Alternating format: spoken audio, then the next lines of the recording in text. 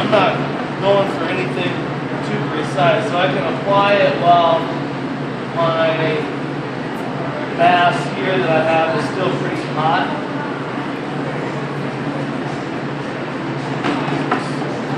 Is this the same technique we were talking about before? Yeah. That could be good. Let's do that again. So it's a wrap, not a. You say you're going to displace the cell? Yeah. Yeah, that's it.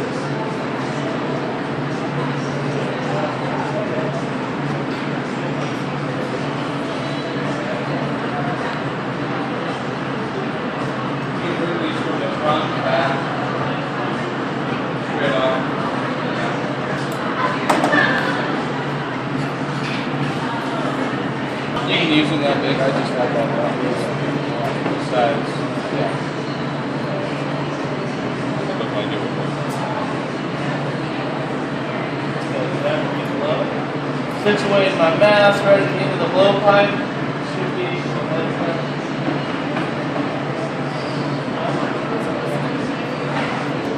still have a good amount of heat in it.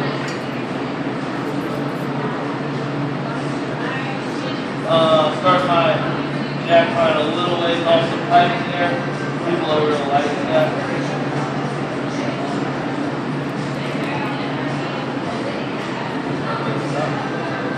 Also, on a bowl, I like to really angle out on my jack to kind of get this sort of swoop action happening here.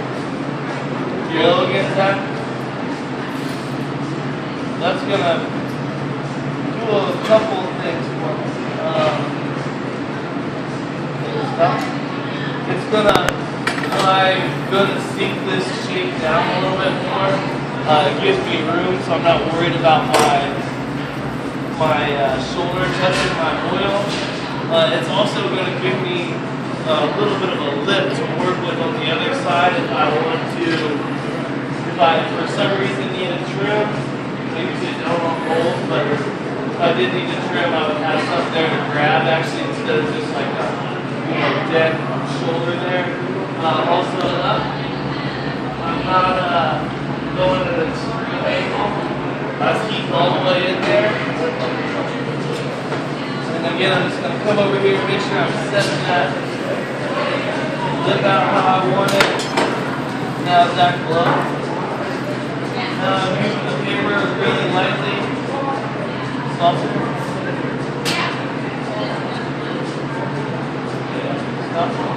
So the paper is a nice tool because it's not rigid like most of our other tools. So I'm able to keep a nice curve like this whenever I'm using the loose paper on it. So now I think we're pretty well set up. If I was just making a bowl without a foot, I would either use the map gas and heat up this point right here while everything else is cooling down, and then flatten that with my paddle, or I would take it and really try to isolate the very bottom, like having the bottom like maybe equal with the front door of the glory hole. Come back, I would be cooling this side, and I would have my partner get the corner of the paddle in there around my paper and hit that so that it's not pushing this whole bottom in, changing the whole kind of shape that we just worked to get it. It's also a good tool to have around. So that's going to be where I'm dropping my foot. If I was punting the bowl, I got a really wide kind of area down here. Chalk's good for marking that bottom there so you know where you're sticking your punch to.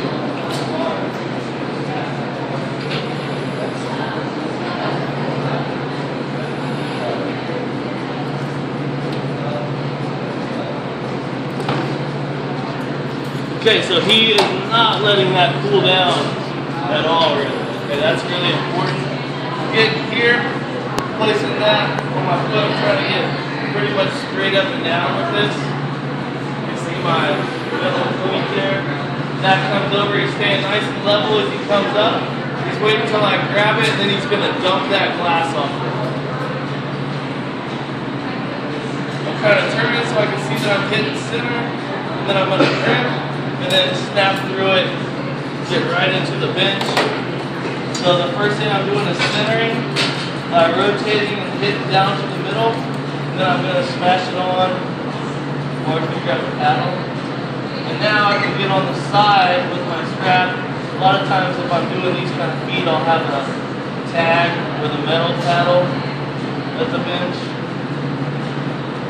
Really important when you guys bring those, they're really hot, don't push the tape. Drift. Piece. Because then they'll actually push the glass. Pretty much ready for the punny. If I stick that punny on and this thing is as hot as it is right now, they're going to probably fuse and it's going to be really hard to get it off.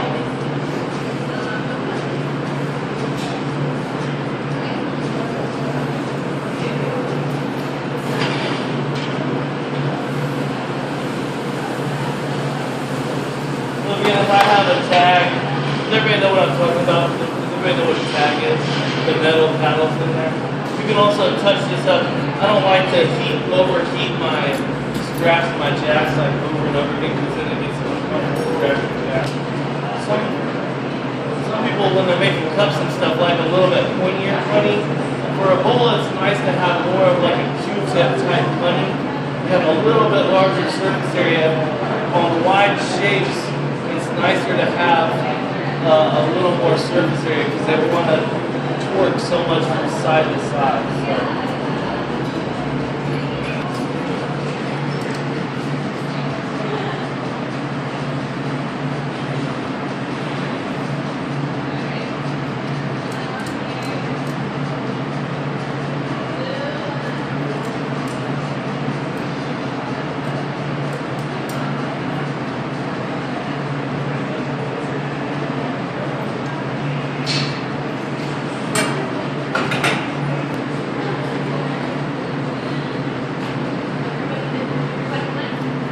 Notice the angle I'm going in with my jacks.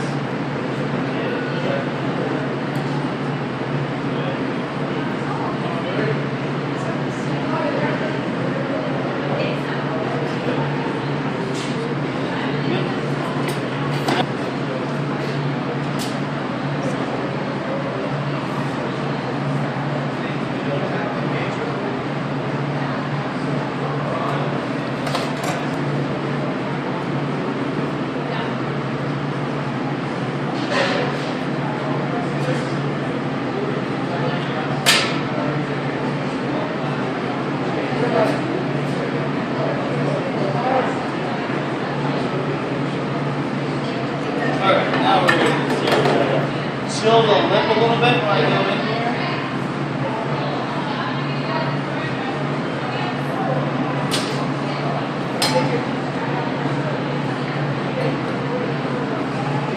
Okay, now the rest of the bowl is going to be kind of a back and forth with my paper, the jacks, and the marsupial.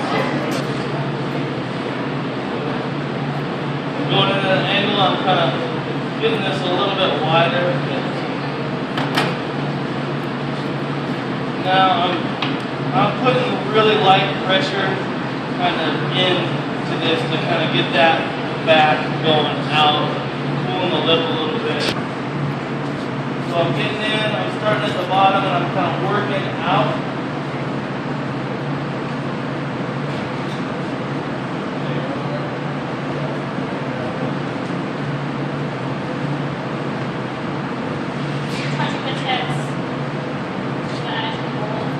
I'm starting kind of, at the bottom, and I'm working my way down to that wide one. Almost kind of starting Real crazy about that.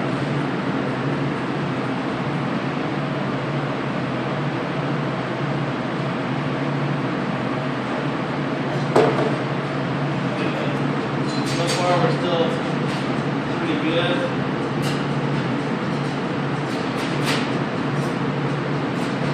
Okay, so now we kind of have some bumps in here. I'm getting this pretty close, so I'm going to do a lot more of the work now with the paper. So I'm going to take some pretty deep beats,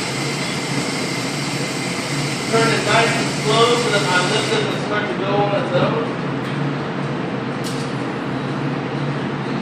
And turning slow until I get my paper on there. Now I can start to turn a little bit quicker.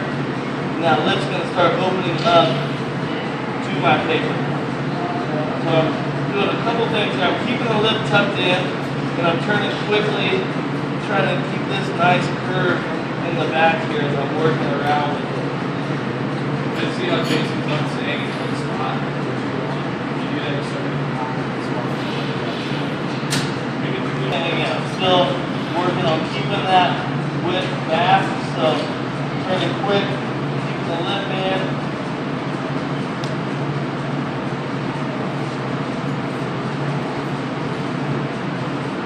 Getting a little closer to kind of I'll go on the side, start turning fast, and let that lip start to come out to my paper a little bit more. Yeah. I'm going to go on the outside this time with my jacks. On. I've got to make sure that I'm keeping them kind of moving around, not staying in one place too long.